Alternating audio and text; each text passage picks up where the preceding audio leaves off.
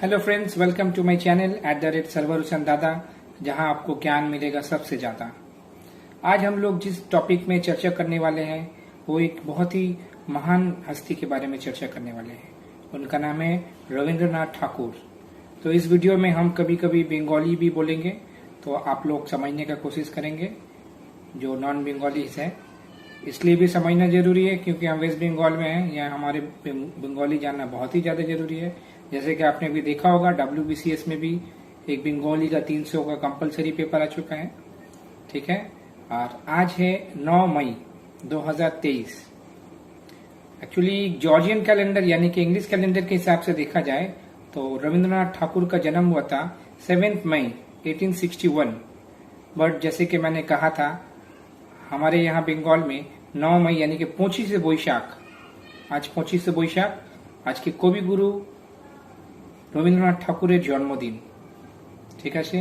আর ওনার মৃত্যু হয়েছিল 7 অগস্ট 1941।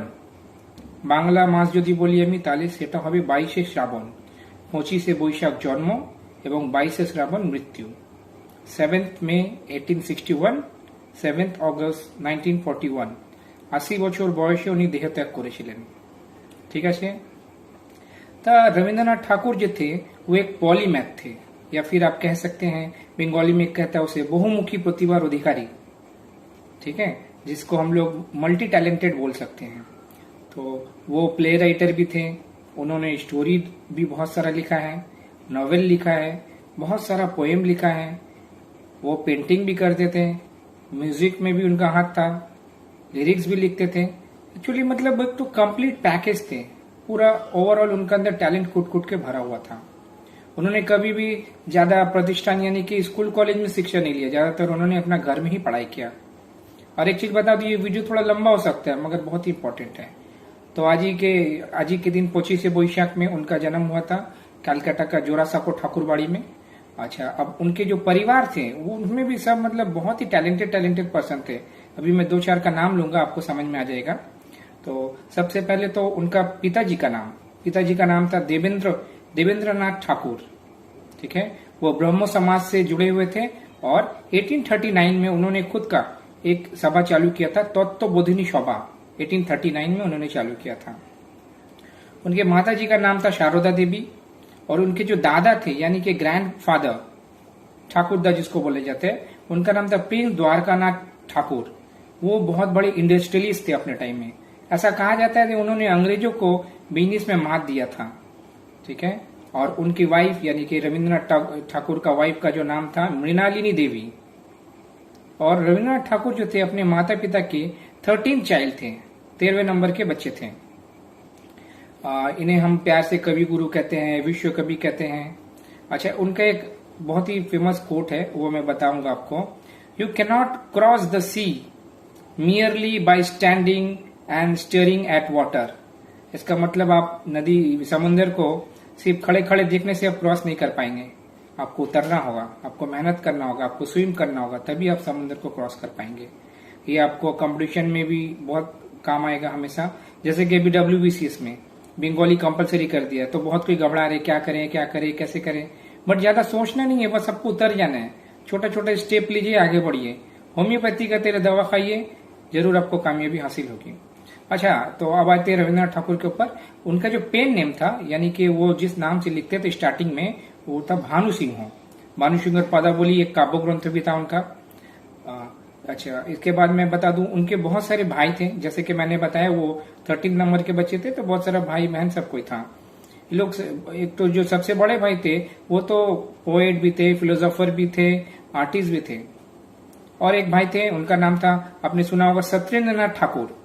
वो इंडिया के पहले व्यक्ति थे जिन्होंने सिविल सर्विस एग्जाम पास किया था 1863 में।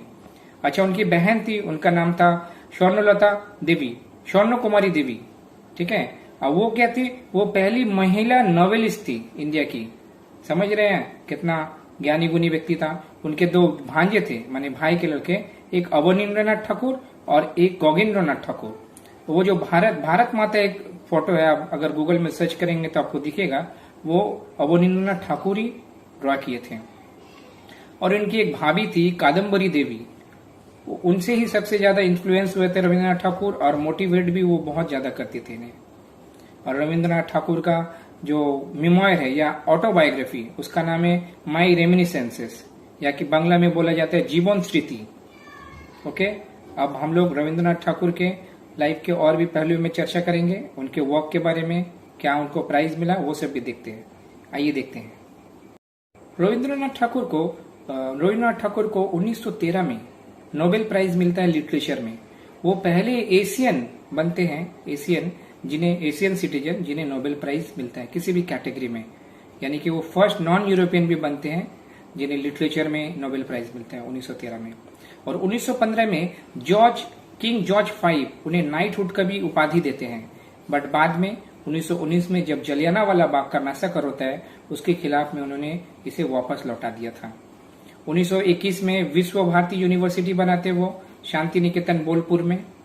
और सबसे इम्पोर्टेंट बात, हमारे हिंदुस्तान का नेशनल एंथम यानी कि जातीय संगीत जन गण मन उन्होंने लिखा है।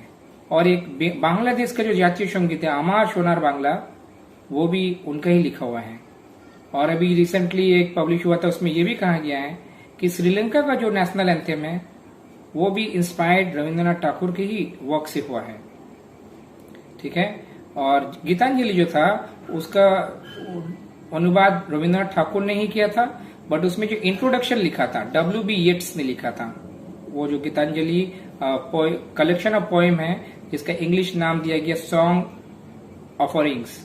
ठीक है। अच्छा, नोवेल, बहुत सारा नोवेल भी लिखा है रविंद्रनाथ ठाकुर ने। नोवेल को बांग्ला में बोलते हैं उपन्यास, जिसमें से कुछ का नाम मैं लूंगा चुनिंदा। गोरा उपन्यास, घरे बाइरे, जोगाजोग, चोखेर बाली, नौका डूबी, शेषेर कविता, चतुरंग इत्यादि इत्यादि, मतलब एटसेट्रा। अच्छा, उनका बहुत सारा छोटा गल्प भी लिखा हुआ है, जिसमें से कुछ इंपॉर्टेंट है काबुलीवाला, खुदी पाषाण, जिसका इंग्लिश में हंग्री स्टोन नाम भी दिया गया था, नॉस्टोनीर, पोस्ट मास्टर, देना पावना, अतिथि, शास्त्री इत्यादि। अच्छा, बहुत सारा नाटक भी उन्होंने लिखा है। उनका फेमस नाटक में है विसर्जन, डाकघर, रक्तकरबी, मुक्तधारा, राजा, चित्रांगदा एटसेट्रा, यानी इत्यादि। अच्छा, पोएम कलेक्शन तो उनका बहुत सारा है। काव्य ग्रंथ जिसको बोलते हैं बंगाली में, सोनार तरी, नैवेद्य, बलाका, पलातका, कल्पना, चित्रा, पुरबी, कथा और कहानी इत्यादि। और उनको सबसे ज्यादा इंसान बंगाली या फिर पूरा हिंदुस्तान में जाना जाता है रविंद्र संगीत के लेके। 2000 या उससे ज्यादा रविंद्र संगीत उन्होंने लिखा है। उसमें बहुत सारा, हम लोग स्कूल लेवल में थे, बहुत सारा सुनते थे, गाते भी थे। और बहुत सारा मूवी भी बना है उनका, जितना भी स्टोरीज है या फिर उपन्यास है उसको अडेप्ट करके। उसमें से कुछ इंपॉर्टेंट मैं आपको बता दूं। काबुलीवाला बंगाली में बनाया जो तपन सिन्हा बनाया, और हिंदी में भी बनाया काबुलीवाला। ठीक है, वो बनाए थे बिमल दास। अच्छा, उसके बाद तीन कोन्ना सत्यजित राय ने बनाया, चारुलता भी सत्यजित राय ने बनाया, घरे बाइरे भी सत्यजित राय ने बनाया, चोखेर बाली ऐश्वर्या राय जिसमें आपने देखा होगा, ऋतुपर्ण घोष ने बनाया। ठीक है। और उनका लास्ट में एक लाइन में बोल के खत्म करूंगा ये वीडियो को। It is very simple to be happy but it is very difficult to be simple. ठीक है, तो आप लोग सिंपल रहने का कोशिश करें, खुश रहने का कोशिश करें, और ये वीडियो को जरूर देखें, अपने दोस्तों के साथ शेयर करें, लाइक करें, सब्सक्राइब करें, प्यार बांटे, खुशियां बांटे और ज्ञान तो जरूर बांटे। मिलते हैं अगले वीडियो में।